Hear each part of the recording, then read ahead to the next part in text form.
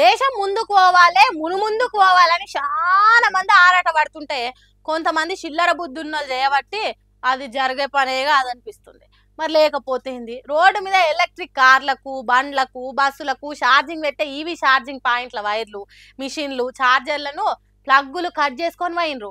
అంటే ఎంత దగులుబాజీ దండుగా దండుపేలం మనసులో చూడు. పెట్రోల్ డీజిల్తో నడిచే బండ్లు కార్లతోని పొగ ఎక్కువై పొల్యూషన్ పెరుగుతున్నదని కరెంటుతో నడిచే ఈవీ బండ్లు నడపాలని దునియా మొత్తం నిర్ణయం తీసుకుంది.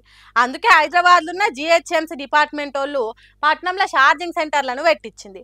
ఇంకేమున్నది, దొంగ బడివేగాల కండ్లు ఆ ఛార్జింగ్ సెంటర్ల మీద పడ్డాయి. సిటీలో ఉన్న ఛార్జింగ్ సెంటర్లను ఇగో గిట్లా ఆగం చేసే వరకు కార్ల కరెంట్ అయిపోయిన వాళ్ళు గిట్ల తిప్పల పడ్డారు. కార్లో ఛార్జింగ్ లేదు, ఈవీ ఛార్జింగ్ పెడదామని ఛార్జింగ్ స్టేషన్కి వస్తే జిహెచ్ఎంసీ శ్రేణుత కార్బన్ ఎమిషన్ ఉంది కదా, ఏమో ఛార్జర్ కట్ చేసుకొని తీసుకుపోయారా.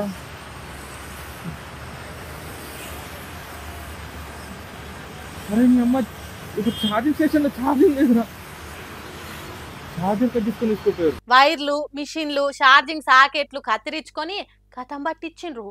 ఏ పాటో వాళ్ళు కరెంట్ ఛార్జర్ల మెకానిక్ పనిచేసేటోడో అయినట్టున్నాడు కావచ్చు. మరి లేకపోతే వాటితోని ఏరేటోళ్లకు వేరే దొంగలకు ఏం పని ఉంటుంది?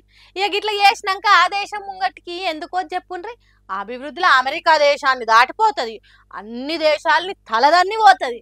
గిసోంటి దొంగలుంటే 2-3 ఏళ్లనే అతిపెద్ద ఆర్థిక వ్యవస్థగా ఎదుగుతుంది. ఛార్జింగ్ సెంటర్లను కూడా తస్కరించుకొని పోయేటోళ్ళు దేశ పబ్లిక్ను గర్వపడేటట్టు చేస్తారు. మరి పోలీసులు ఏం చేస్తారో, ఎంత తొందరగా మహానుభావులను పట్టుకుంటారో సన్మానిస్తారో చూద్దాం.